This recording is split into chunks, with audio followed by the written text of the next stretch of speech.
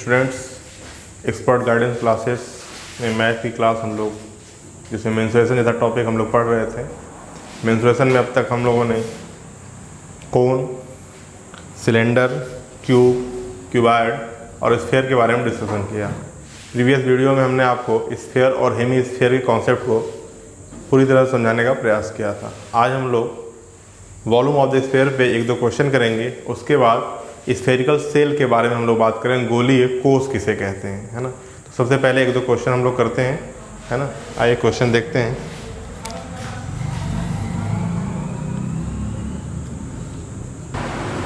उस ठोस गोलाकार गेंद द्वारा विस्थापित पानी का आयतन ज्ञात कीजिए जिसका व्यास निम्नलिखित है ना। डायमीटर आपको दिया हुआ है, कोई एक गोलाकार आपका क्या है, ठोस है, स्फेरिकल सॉलिड है, उसके द्वारा विस्थापित पानी का आयतन आपको ज्ञात करना है।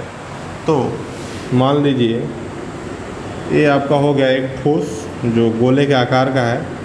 इस गोले का बेटा डायमीटर आपको गिवन है, यानी कि व्यास आपको दिया हुआ है ना।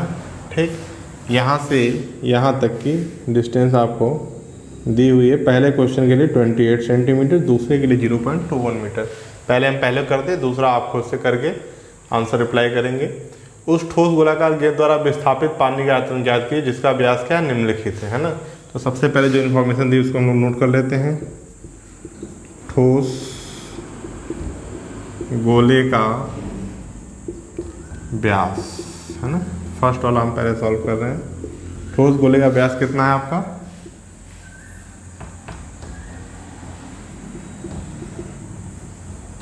(28 सेंटीमीटर), है ना। इसके बाद हम यहाँ से क्या निकाल लेंगे, रेडियस ऑफ द स्फीयर, गोले की त्रिज्या। त्रिज्या R इक्वल टू आपका हो जाएगा, त्रिज्या क्या होती है, व्यास का आधा, व्यास बटे 2। तो 28 सेंटीमीटर बाई 2, ये कैंसिल हो गया आपका 14 सेंटीमीटर। 14 सेंटीमीटर आपका क्या आ गया, रेडियस ऑफ द स्फीयर आ गया, है ना।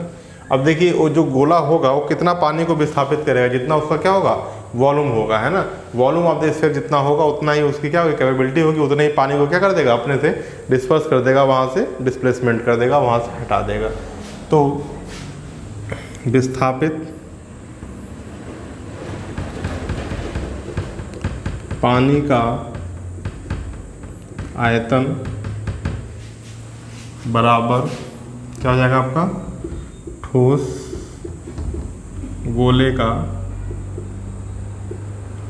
आयतन, और गोले का आयतन आपका क्या होता है, 4/3 पाई आर क्यूब, है ना।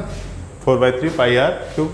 आइए आर की वैल्यू पुट कर देते हैं। तो यहाँ से आपका आ जाएगा बेटा 4/3, वैल्यू ऑफ द पाई क्या हो जाएगा, 22/7 इंटू आर क्यूब, यानी 14 इंटू 14 इंटू 14।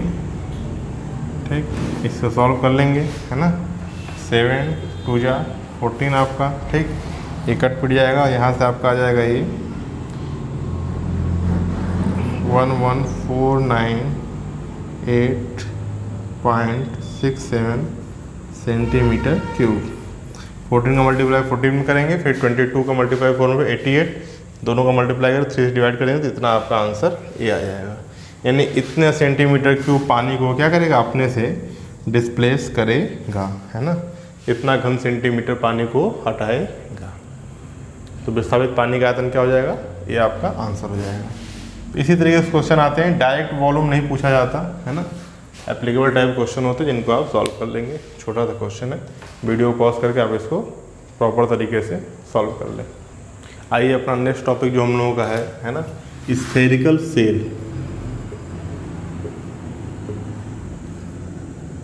स्फेरिकल सेल,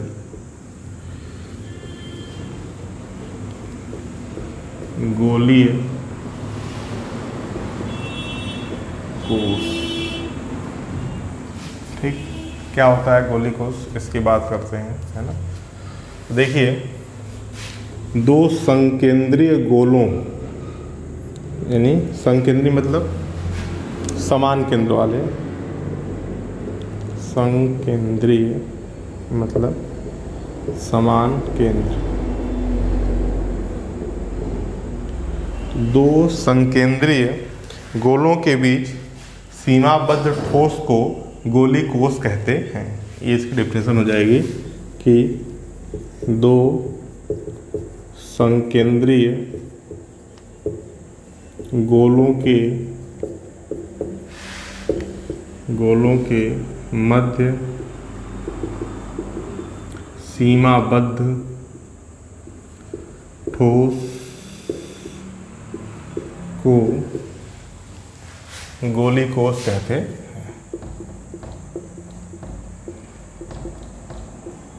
दो कैसे गोले हैं जिनका सेंटर ऑफ द पॉइंट आपका क्या है, सेम है ना, ठीक है।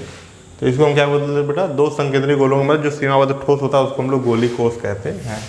तो गोले कैसे हैं, दो संकेंद्रीय गोले हैं, है ना। हाँ, उनका रेडियस जो हो सकता है डिफरेंट होता है, लेकिन सेंटर क्या होगा, सेम होगा। तो आइए दो गोले बनाते हैं, संकेंद्रीय गोले। सपोज दैट ए आपका है ना सेंटर हो गया, एक गोला आपका ये हो गया, सॉरी बीच में होना चाहिए थोड़ा सा, और ये हो गया आपका दूसरा गोला। तो ये जो है सीमाबद्ध आकृति यानी जिसकी हम लोग बात कर रहे हैं, है ना, वो कौन सा एरिया होगा आपका, ये वाला जो पोर्शन है इसको हम लोग क्या कहते हैं, गोली कोष कहते हैं, है ना। ये पार्ट आपका गोली कोष होगा, ठीक। अब देखिए, यदि हम एज्यूम कर लेते हैं radius of this is r and radius of this is capital R, है ना। छोटे गोले की त्रिज्या स्मॉल r, बड़े गोले की त्रिज्या कैपिटल R, है ना। यदि आपका है तो क्या करते हैं, है ना। तो इसको देखिए क्या बोलेंगे हम, आउटर रेडियस, इसको क्या बोलेंगे, इनर रेडियस, क्योंकि ये आपका जो पार्ट है क्या हो गया, बाह्य पृष्ठ, ये हो गया आपका बाह्य पृष्ठ, आउटर सरफेस, है ना। और ये आपका हो गया अंतः पृष्ठ, ये आपका है अंतः पृष्ठ यानी कि इनर सरफेस, ठीक। बाह्य पृष्ठ की त्रिज्या क्या हो जाएगी, यानी कि बाह्य त्रिज्या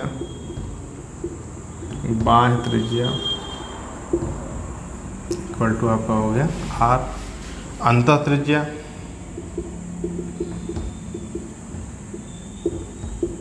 इक्वल टू स्मॉल r।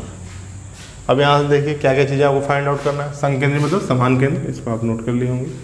अब देखिए सबसे पहले जो प्रश्न पूछा जाता है ना, गोली कोष की मोटाई, गोलीय कोष की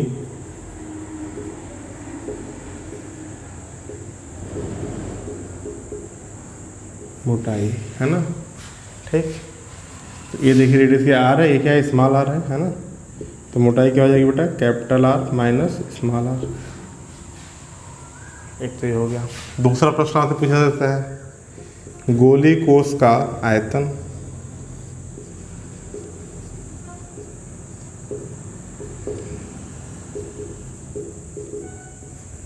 तो देखिए जो बड़ा वाला आपका गोला है उसका आयतन में से आप क्या करिए, छोटे वाले गोले के आयतन को माइनस कर दीजिए, तो इस वाले भाग का आपको आयतन मिल जाएगा। बड़े वाले गोले का आयतन क्या हो जाएगा, 4/3 पाई r क्यूब, सॉरी यहाँ पे r क्या होगा, कैपिटल होगा क्योंकि बड़ा वाला गोला है, minus 4/3 pi small r cube, है ना, छोटा गोला, ठीक। बाय गोले में छोटे गोले को अगर हम हटा देंगे तो हमें इस वाले पोर्शन का मिल जाएगा। यहाँ से इसको कॉमन ले लीजिए, 4/3 पाई ब्रैकेट में आपका आ जाएगा r cube capital minus r cube minus small, है ना। तो ये आपका आ गया गोली कोष का आयतन। अब बात करते हैं गोली कोष का बाह्य पृष्ठीय क्षेत्रफल क्या होगा और अंतः पृष्ठीय क्षेत्रफल क्या होगा। तो बाह्य पृष्ठीय क्षेत्रफल देखिए क्या होगा, एक पूरा गोला है तो 4πr² होगा, है ना, कैपिटल R, और अंतः पृष्ठीय क्या होगा, 4πr² स्मॉल r, है ना। इसको भी देख लेते हैं।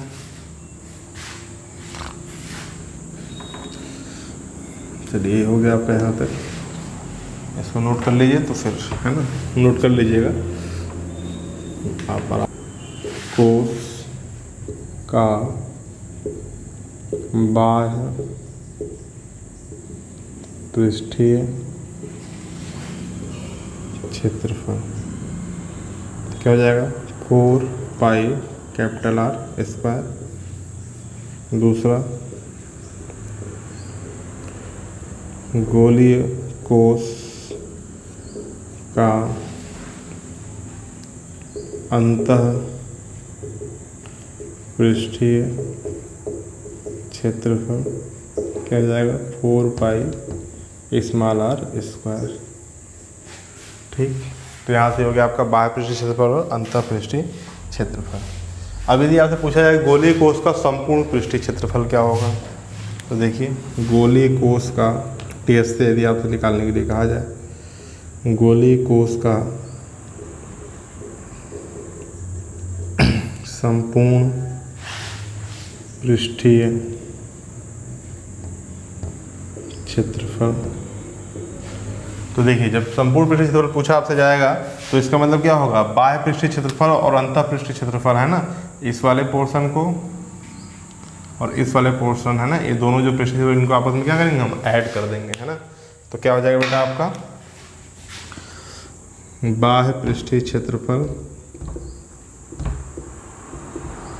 प्लस अंतः पृष्ठीय क्षेत्रफल, इन दोनों में क्या करना होगा आपस में जोड़ना होगा है ना, यानी 4 पाई R स्क्वायर प्लस 4 पाई R स्क्वायर है ना, यहाँ से आपका ये 4 पाई कॉमन हो जाएगा तो R स्क्वायर प्लस R।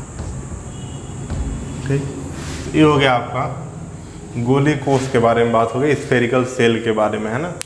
तो इसमें जितने भी फार्मूले अभी दो हमने इसके पहले लिखे थे रफ कर दिए, इन सबको आप प्रॉपर तरीके से नोट करके फार्मूले को याद कर लीजिएगा। इस फार्मूले पर हम लोग जो है क्वेश्चन करेंगे नेक्स्ट वीडियो में, और अब क्वेश्चन का ही दौर स्टार्ट होने वाला है क्योंकि कॉन्सेप्ट बेसिस पे जितनी सारी चीज़ें थी हम लोग क्या हो चुकी हैं क्लियर हो चुकी हैं। इन चीज़ों को आप नोट कर लीजिए प्रॉपर तरीके से, बाकी इसके पीछे जितने भी फार्मूले हैं सबको रिवाइज कर लीजिए, तैयार कर लीजिए, सब पे हमने क्वेश्चन भी कराया हुआ है। अब हम लोग मिसलेनियस क्वेश्चन करेंगे, शंकु को बेलन से जोड़ेंगे, घन को घनाभ में बदलेंगे, एक घन का वॉल्यूम इतना है उससे कितने इतने सेंटीमीटर कितने घना बना, इस टाइप के क्वेश्चन को हम लोग करेंगे, अप्लाइड टाइप के क्वेश्चन है ना। Thank you.